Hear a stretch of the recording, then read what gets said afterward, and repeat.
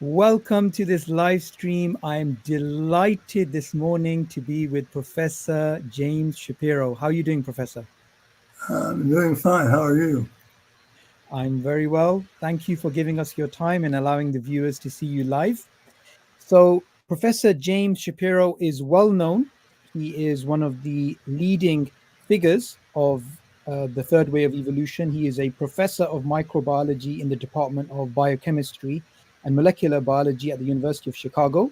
He's the author of several books, and the book which we're going to be speaking about today is Evolution, A View from the 21st Century, Fortified, which is actually the second edition. So, the first question, I think, which is really important to ask you, Professor, is you were friends with Barbara McClintock, and she is obviously a very important figure in modern biology. So, how did your personal friendship with Barbara inspire you to think of new ways about the evolutionary process?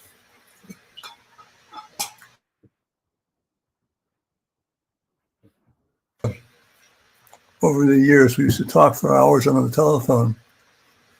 But the thing which sticks out most to me is how she emphasized the inevitable limitations on what she called the now explanation. That means the explanation we have at the present moment for a phenomenon. And she said that we had to be aware always that we could never know what new ideas or phenomena will be discovered that can make that explanation irrelevant or misleading. In evolution, examples include the existence and roles of mobile and repetitive DNA, which she discovered originally, a horizontal DNA transfer between taxonomically distant organisms, which we discovered we knew how to sequence genomes, Lego-like protein evolution by domain swapping, recognizing the importance of non-coding RNAs in genomic and cellular regulation, and rapid large-scale genome rearrangements stimulated by chromosome breakage. These are all things which were inconceivable when I was a student in the 1960s, but which we've learned about since then. And it really puts our assumptions underlying our thinking about evolution into a totally different realm. Yes, absolutely. And you're right. These findings were unthinkable just a few decades ago.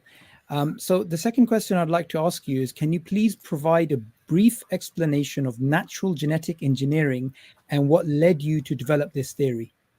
Yeah, well, what I mean by natural genetic engineering, and it's not a term that I invented, I picked it up from somebody who gave a seminar on viruses. It means the cutting and splicing of DNA by cells. That's natural genetic engineering, like just as cutting and splicing of DNA in the test tube is what we call genetic engineering. And living cells do this in many different ways for many different purposes. For recombination, for viral integration, for DNA replication and repair, for the incorporation of exogenous DNA and reverse transcribed RNA. And we may get back to those later in the discussion.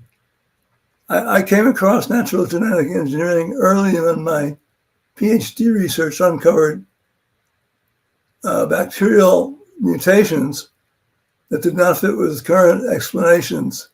That's 1967, which at the time just included single nucleotide polymorphisms, base substitutions, and frame shifts. It took me about a dozen years to recognize what it was. After discovering this in 1968, I showed that these mutations were the result of large DNA insertions into the genome, comparable to McClintock's controlling elements, although I didn't know about them at the time. In 1976, people studying DNA insertions and related phenomena held the first meeting on DNA insertions at Cold Spring Harbor Laboratory, where it became clear that mobile DNA elements are present in the genomes of all organisms, most commonly known as transposable elements, or TEs, we abbreviate them. And in 1979, I worked out the DNA cuts at the donor site and the ligations, the joins at the target site that generated transposition and insertion of some transposable elements. So it became clear to me 12 years started thinking about this, that cells were capable of cutting and splicing a DNA and rearranging it. And that's what I call natural genetic engineering. Yeah, it's a very revolutionary concept, and it's something which you've championed. You've received a lot of praise from eminent scientists. I mean, Carl Woese, who is very important for modern evolution, he described your book as a game changer. What do you think made natural genetic engineering so revolutionary? Well, in contrast to conventional evolutionary theory, natural genetic engineering restores biological action to genome variation in evolution.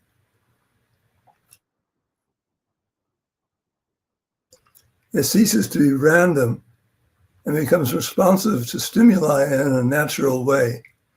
For example, transposable elements in maize, which are induced by heat to transpose, also provide the transcription signals for the heat shock loci, which encodes the repair mechanisms for heat repair in maize.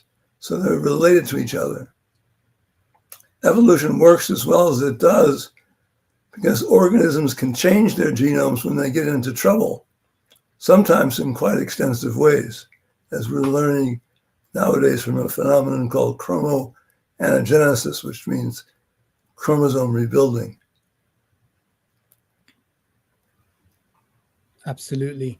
And your first book, which was published in 2011, was a landmark in evolutionary thinking. It was praised by many scientists, and you then made a much more bigger contribution with the second edition. So what motivated you to write the second edition, which was just, I think, released 2 years ago? Yes. Well, the reason I did the second edition was that the first edition was out of print and nobody could buy it anymore.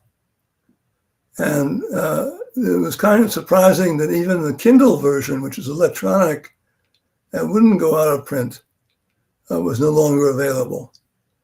And it surprised me a lot. It disappointed me. And print copies listed on Amazon could sell for hundreds of dollars because they weren't available anymore. I think there might have been a specific effort to hide the book because my conclusions were so upsetting to people. Inside the second edition to make sure people could access it. And I included some of my articles that provided extensive published documentation for the arguments I made in the second edition. So it's about 4 or 5 times bigger than the first edition. Yeah, it's definitely a rebuttal to some of the counter arguments that were put forth in the years after the first publication. Yes, well, I just knew that there was lots of literature out there documenting many of the phenomena that I knew were happening and which didn't gel with the conventional views of evolutionary change. Brilliant. Thank you for that answer, Professor. So the other question which I wanted to ask you, and this is something that you cover in the book, and I highly recommend everyone buy the book because it's it's definitely one of the most important evolutionary books of our time, is can you explain why genetic recombination is not random and how cells take advantage of this non-randomness? Well, first of all, there are many kinds of genetic recombination and many different mechanisms for it. And none of them are truly random. The kind that most people are familiar with is homologous recombination, where two similar chromosomes recombine and exchange DNA segments at regions of DNA sequence homology. And it's non-random because it requires two DNA sequences that are very closely similar to take place.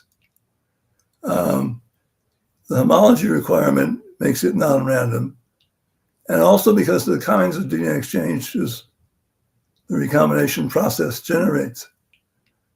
There are also DNA sequence elements that can make certain homologous locations more likely to pair, non-random in that sense. Less well-known recombination processes include what we call site-specific recombination, which uses specialized recombinases to carry out genetic exchange between specific DNA sequences.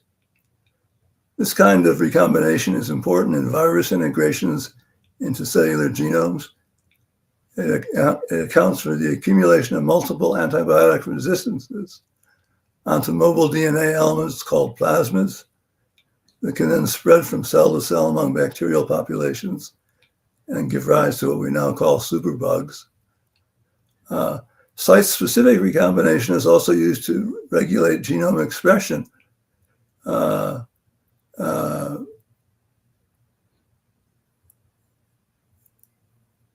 And modulate microbial variation, or between different immunological specificities, antigenic variation. That is, organisms, especially microorganisms, can use site-specific recombination to reorient the signals for activation of expression of various characters. And they can do this by inverting a segment of DNA by site-specific recombination. And this is called, as I said, phase variation, when it changes the whole physiology of the organism, say from being one that lives planktonically in liquid to one that lives on a surface, or between different antigen specificities, which is very important for many microorganisms living symbiotically or pathogenetically. They need to change their specific antigens so that they don't get trapped and removed by the immune system. Brilliant. Thank you for that answer. And there's something really startling that you say in the book, which definitely needs a lot more discussion. You say that you argue that cells can coordinate separate DNA change events to generate functional new genome structures. How can experimentalists test this hypothesis? Well, this is my conclusion from looking at the way evolutionary changes has occurred over time, because it's rarely a single change or a bunch of unconnected changes which give you true novelty. And so what you need to approach this problem is a reliable method of generating evolutionary novelties so you can study systematically how they form. We know from decades of research how to trigger rapid speciation. We use what is called interspecific hybridization or hybrid speciation. This means that a mating occurs between individuals from two related but distinct separate species. In many cases, the hybrid offspring display extraordinary genome instability, characterized by the activation of mobile genetic elements to move to new places and structural changes to the chromosomes. Within a few generations, a new species has been formed with altered phenotypes and reproductive isolation from either of the parental species. This process was called cataclysmic evolution by a leading evolutionary biologist, and it's been fundamental to converting wild grasses into most of our crop plants, like wheat and potatoes. And genome sequencing is finding that interspecific hybridization has played a very widespread role in organismal evolution. Since we can reproducibly trigger speciation by hybridization, experimentalists can do repeat interspecific hybridizations under defined and diverse conditions, and then examine the resulting genomes to answer two questions. Are there any repeated DNA sequence changes patterns detected? And two, are there any effects of different conditions for making and raising the hybrid progeny on the specific genome changes observed? Was that last point clear? Yes, it was. Okay. Thank you for that comprehensive answer, Professor. And I really like the way that you're structuring the answers to these questions. Is it possible for cells to bias natural genetic engineering towards producing useful evolutionary outcomes? Now, obviously, this is a radical idea compared to the traditional theories of evolution. Yes. Hold on, just let me take some gum.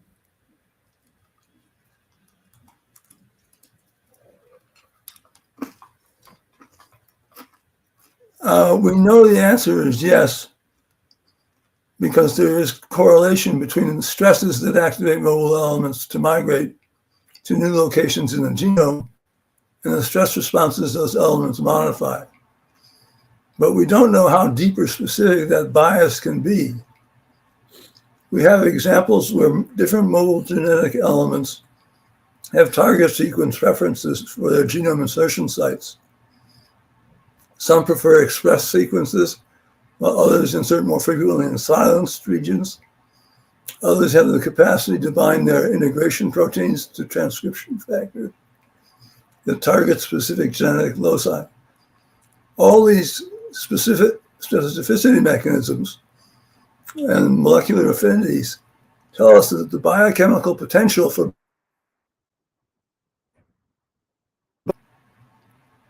hybrid speciation experiments to confirm whether these preferences have a demonstrable functional significance. So we know that the molecular machinery is there which could produce such biases, but we have to demonstrate that it actually happens in practice. Thank you for that answer, Professor. One of the things that I noted you wrote in your book is that molecular genetics has made it impossible to provide a consistent or even useful definition of the term gene. Could you please elaborate on this point? Yeah, this comes back to the first question about Berman McClintock, because in 1948, George Beadle, Nobel laureate later, called the gene the basic unit of life in a Scientific American article. He was referring to the one gene, one protein hypothesis.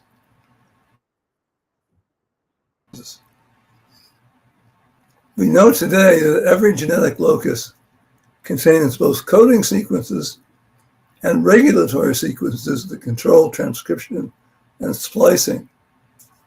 Therefore, no gene is a unitary structure. Sometimes more than one coding sequence can share common regulatory sequences, transcription binding sites or enhancers, so that more than one gene can be regulated together from common signals. McClintock pointed this out in 1951 in a Cold Spring Harbor symposium, but no one in the audience understood what she was talking about. Many genetic loci contain exons and introns and do not have a unitary coding structure.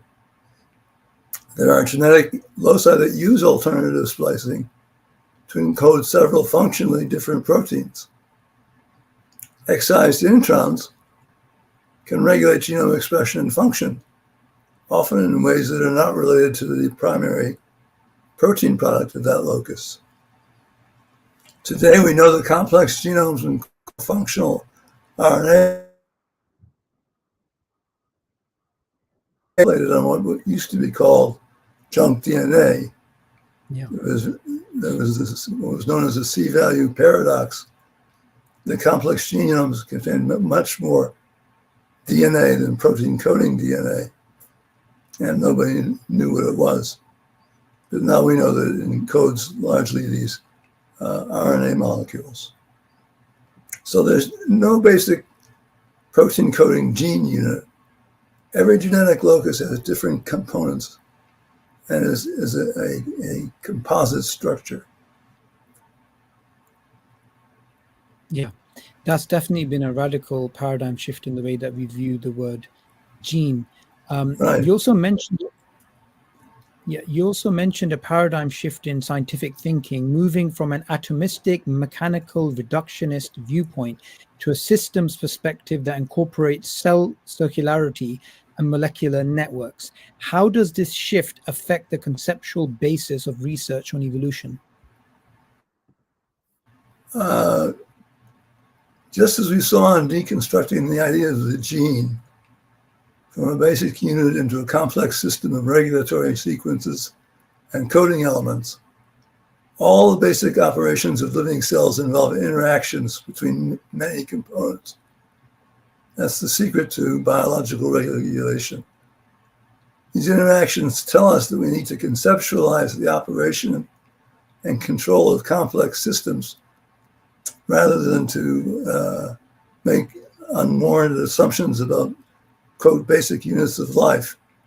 If we are to understand what genomes are, they're basically databases for cells to utilize and how they change in evolution. Through the operation of natural genetic engineering systems, which are controlled by sophisticated cellular, sensory, and regulatory regimes.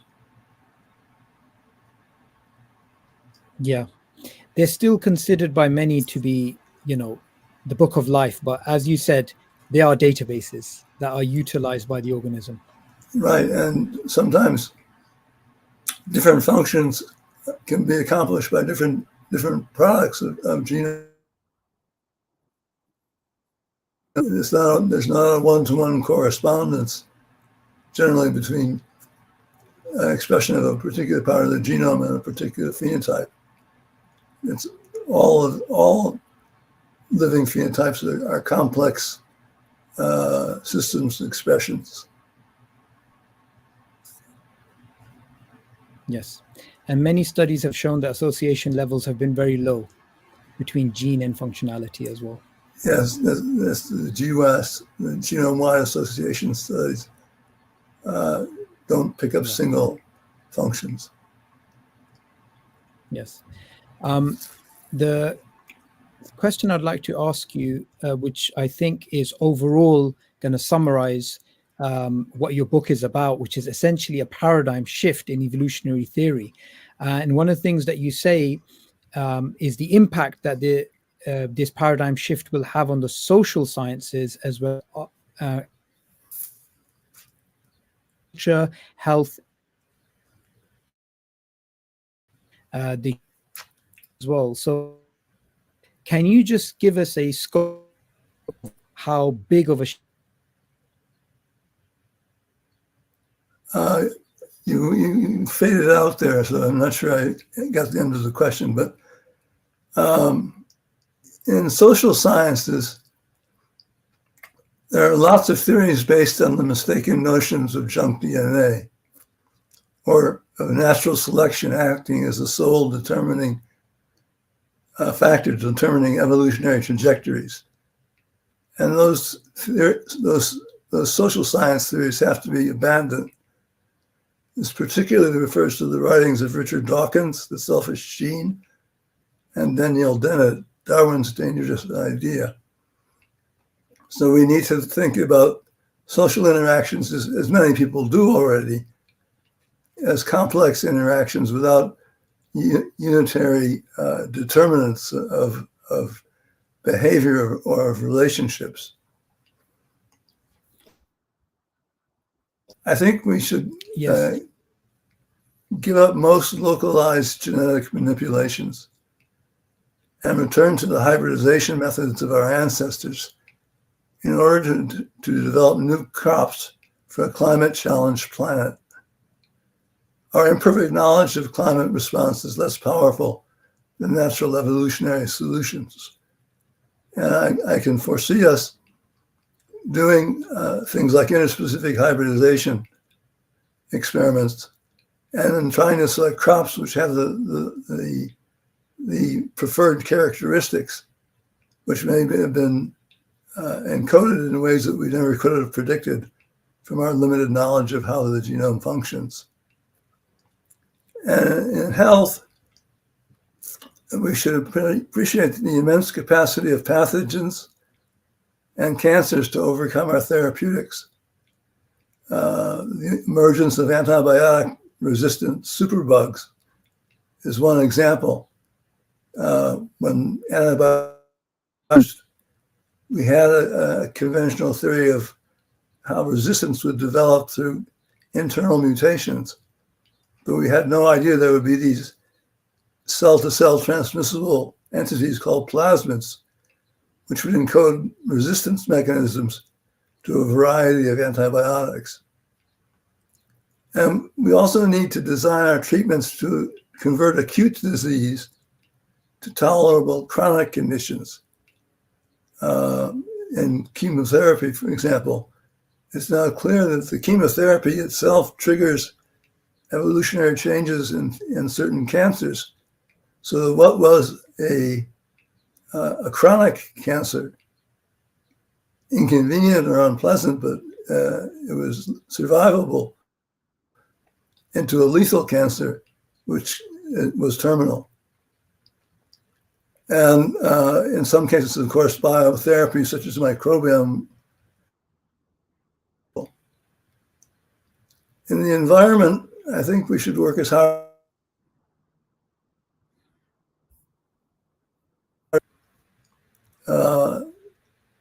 We shouldn't look to just reducing levels of carbon dioxide or shielding ourselves from temperature change, but to build up the biosphere, which is our best protector.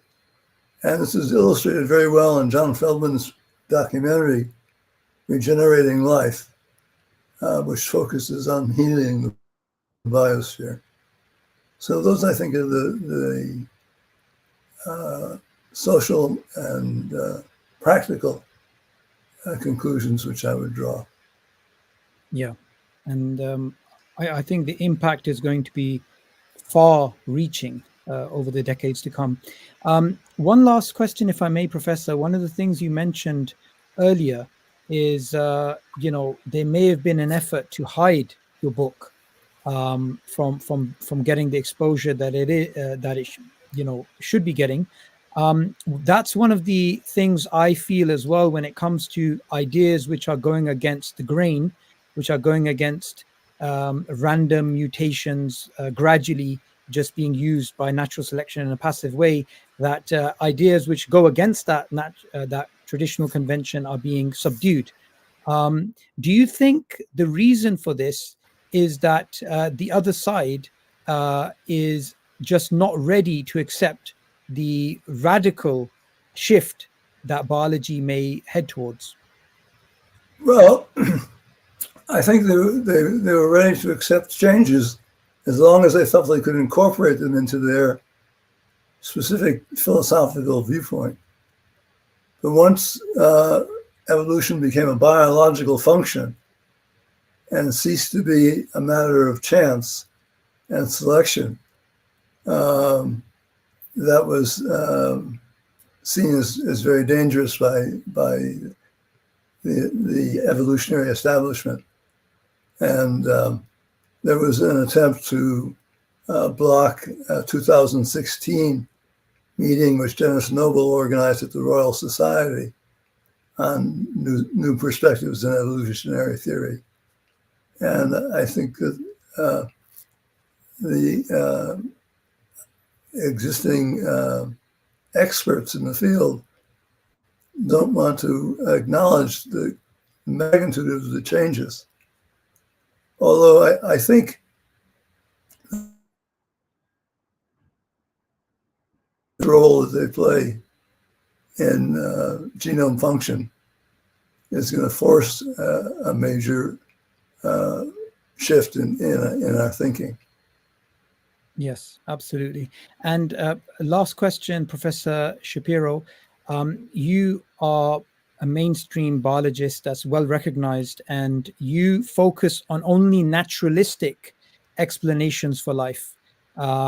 Yet often the other side, the traditional side, they seem to be, and this is something Dennis Noble also points out, they seem to be resistant to the ideas of the third way of evolution because they think it's going to give air to intelligent design theorists. But obviously you don't agree with that. Do you think this is still a problem? Well, it's a problem in that intelligent design people take the critiques that we give of Darwinian and neo-Darwinian evolution and use them as arguments for divine intervention. I think the reality is just the opposite. The more we learn about natural processes,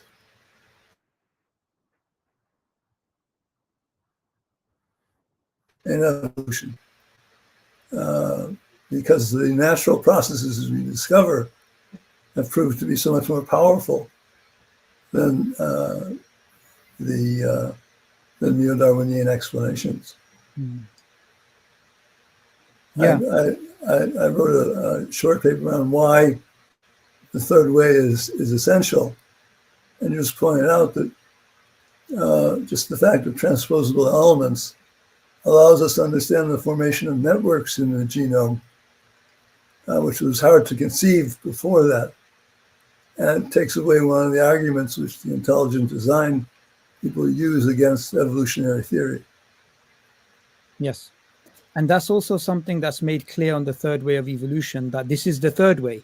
This is not neo-Darwinism. This is not intelligent design or creationism. This is still naturalistic science. So, you know, the essential message, I guess, Professor, is that the Darwinists, the neo-Darwinists, should not reject third way simply because they think it leads to intelligent design theorists having better arguments.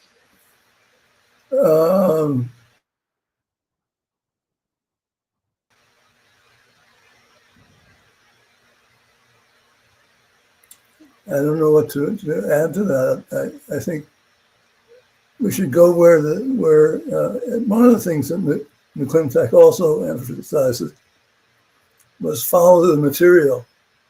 Let the material tell you what's happening. And certainly that's what happened to me with my bacteria. They told me they were doing something different. And in tracking that down, I learned about a whole universe, really, of genome change systems. And we have to stick with what we're learning through genetics experiments, through evolutionary studies, and through genome sequencing.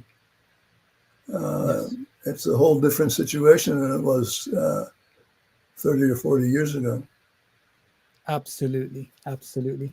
So for everybody watching, please get this book. It's absolutely brilliant. You can actually get this on Kindle. You can also get your own physical paperback copy. Thank you so much, Professor Shapiro, for giving us your time and your thoughts. And any last remarks you'd like to give as we come to a close? Well, just remember that we don't know what surprising new things we're going to learn in the future, because we are going to learn surprising new things. And 20 years or 30 years from now, we'll look back and think about how naive we were in our explanations. That's inevitable in science, and that's what science does. Absolutely. Thank you so much, Professor Shapiro, it was a delight talking to you this morning. It was a pleasure. Thank Goodbye. you. Bye-bye. Cheerio.